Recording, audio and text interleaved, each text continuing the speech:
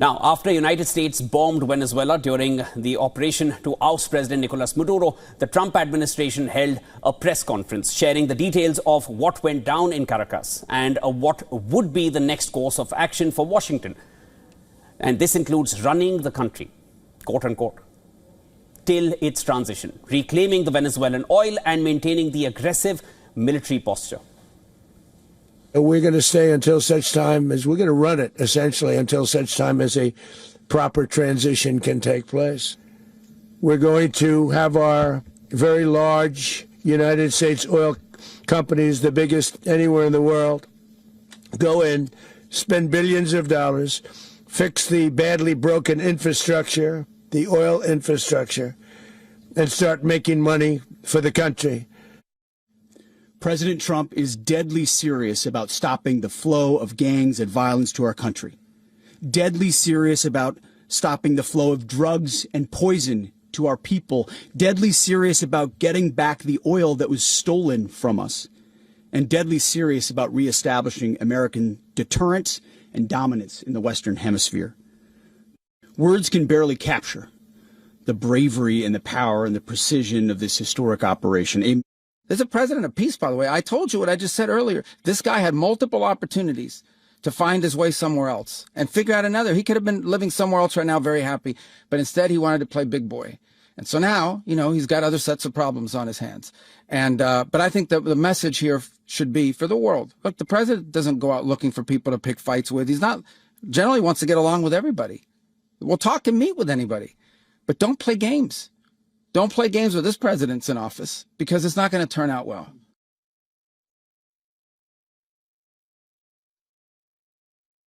Good night. Happy New Year.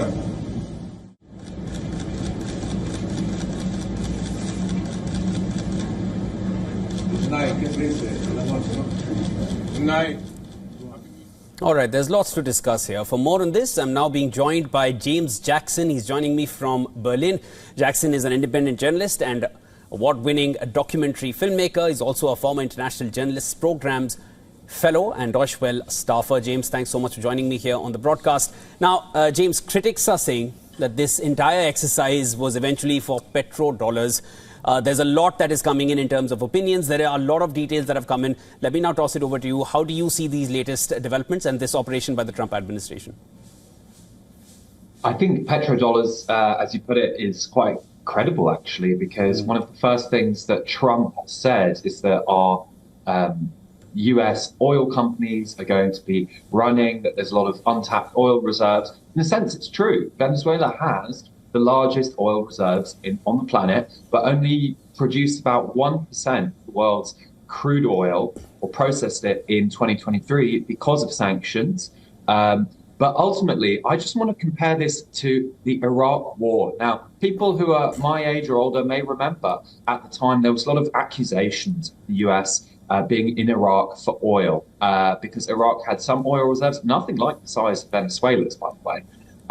And what the US did back then was they tried to build an international coalition, mostly of Western European, Canadian allies, NATO allies, and to make it seem like this invasion back then was legal. Of course, without the UN Security Committee, Security Council's stamp of approval, it was not legal. But there were at least attempts to make it seem so. Whereas under President Donald Trump, I think we have truly entered a new era of US dominance and of complete flagrant violations of international law, similar to what we've seen in Ukraine by Vladimir Putin. Of course, the two presidents get on quite well, and Trump invited Putin. So really, we're just seeing a return to kind of great power politics. It's a great day to be a realist analyst of international relations, meaning that there are no rules anymore. The US has thrown the rule book in the trash.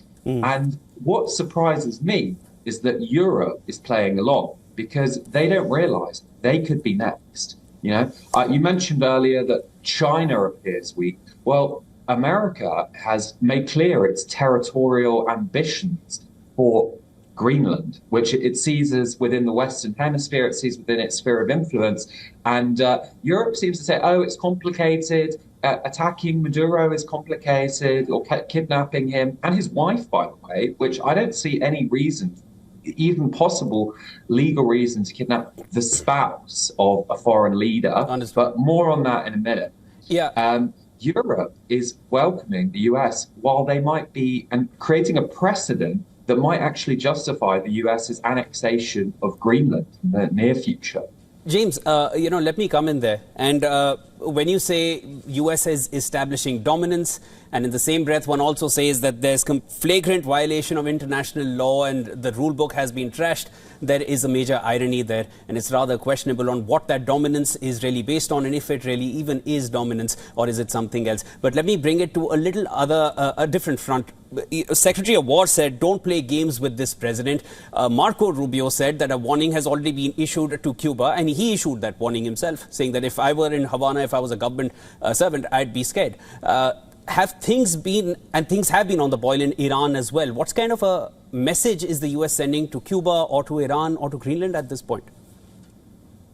I mean, you heard it from Maduro himself. He said, don't mess with us. So we've really entered a bully boy period of international relations where the US says, not only, have we got to respect territorial sovereignty and laws, but basically, if you're rude to us, then you have to be worried about us invading, which, of course, is almost unprecedented in international relations in the modern era.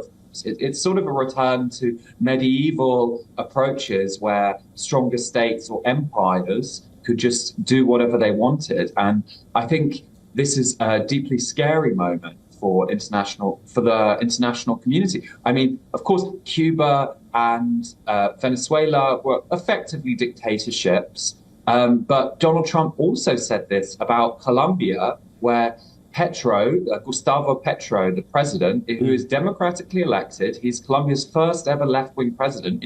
He sounded the alarm. Colombia is currently on the UN Security Council in a temporary position. Sounded the alarm about the legality of this operation, and Trump said, "Oh, he's got to watch out." So really, the fact that that Trump is also threatening democratic leaders who've just criticized him, who've criticized some of his also illegal policies about deporting migrants without due process to Colombia, to El Salvador, a lot of Latin Americans. Ultimately, what we're seeing, before I come on to Iran, is we're seeing a return of the Monroe Doctrine, which is the idea that the US can dominate everything in the Western Hemisphere as its sphere of influence. So they're the regional hegemon. They can dominate the area. Of course, they are also the global hegemon, but Donald Trump himself riffed on this, where he said it's not the Monroe Doctrine, it's the Donroe Doctrine, referencing his own name, Donald Trump. Are we just, very close to something, I won't say similar, but we have seen Iran on the boil as well, if you could weigh in on that. Absolutely. So in Iran, the situation is quite different. Iran and Israel had a brief conflict in the summer. You could see Israel as America's proxy in the Middle East, right?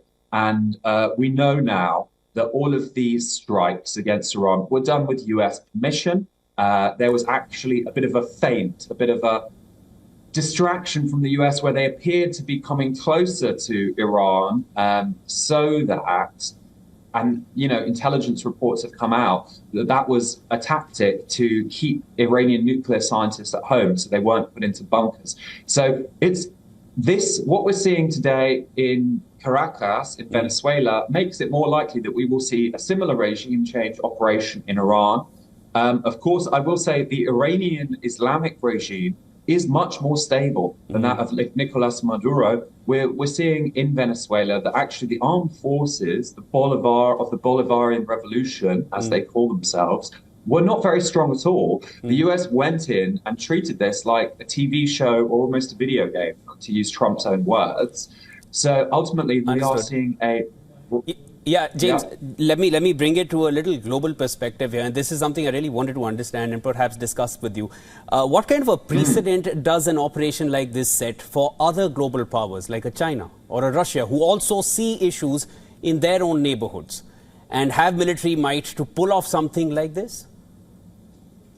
Well, I think you're exactly right. I think that this sets a global legal precedent for regime change operations, for kidnapping operations, which are very rare, actually. It's very rare that foreign countries can kidnap the leader of another. I think the most recent example was Noriega in Panama, who was a left-wing nationalist, sort of similar to Chavez and Maduro, who wanted control of the Panama Canal.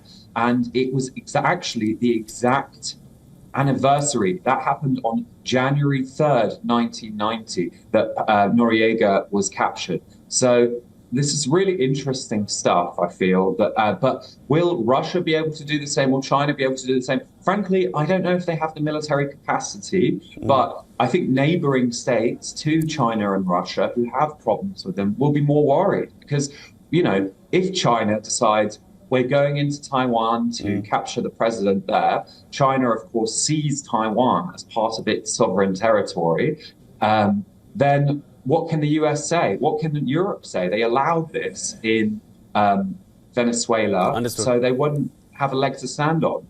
Understood. James, thanks so much for joining us here on the broadcast. There is going to be lots more to discuss, with Trump at the helm of affairs. A lot has happened in the last 24 hours. It's almost difficult to really get a grip on exactly what we're seeing in real time. Is this really what's happening?